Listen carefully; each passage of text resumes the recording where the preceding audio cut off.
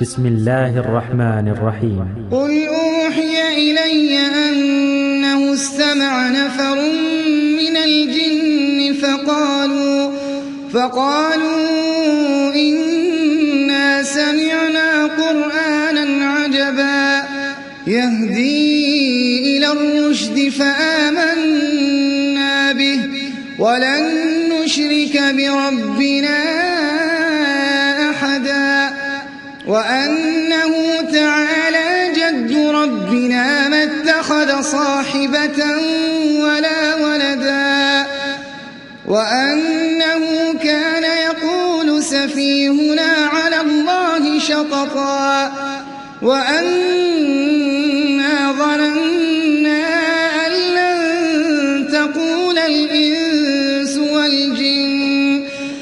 لن تقول الإنس والجن على الله كذبا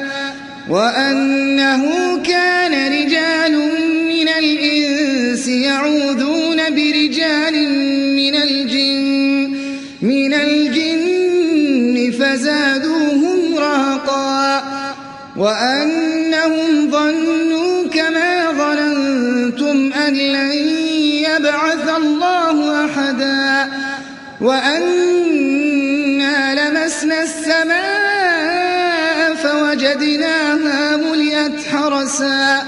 فوجدناها ملئت حرسا شديدا وشهبا وأنا كنا نقعد منها مقاعد للسمع فمن يستمع الآن يجد له شهابا رصدا وأنا لا ندري أشر أريد بمن في الأرض أم أراد بهم ربهم رشدا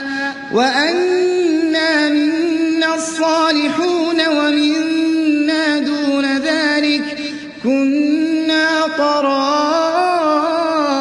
قددا وأنا ظننا أن لن نعجز الله في الأرض ولن نعجزه هربا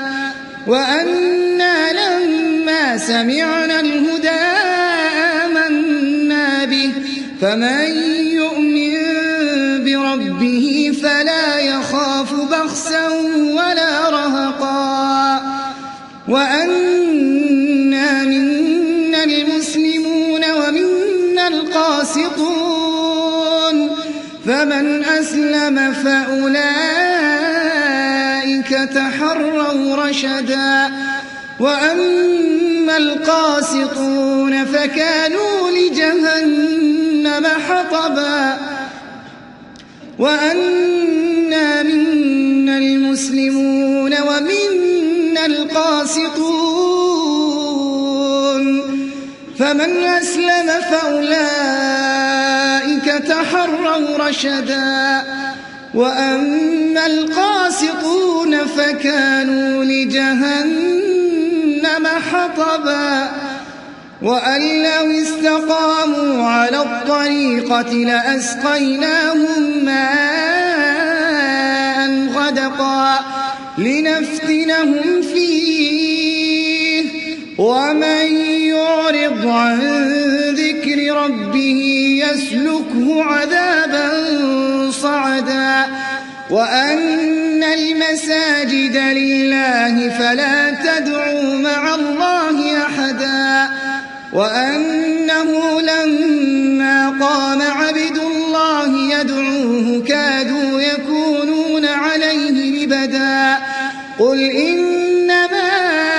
أدعو ربي ولا أشرك به أحدا قل إني لا أملك لكم ضرا ولا رشدا قل إني لن يجيرني من الله أحد ولن أجد من دونه ملتحدا إلا بلاغا من الله ورسالاته ومن يعص الله ورسوله فإن له نار جهنم ومن يعص الله ورسوله فإن له نار جهنم خالدين فيها أبدا حتى إذا رأوا ما يوعدون فسيعلمون من أضعف ناصرا وأقل عددا قل إن أدري أقريب ما توعدون أم يجعل له ربي أمدا عالم الغيب فلا يظهر على غيبه أحدا إلا من ارتضى من رسول فإنه يسلك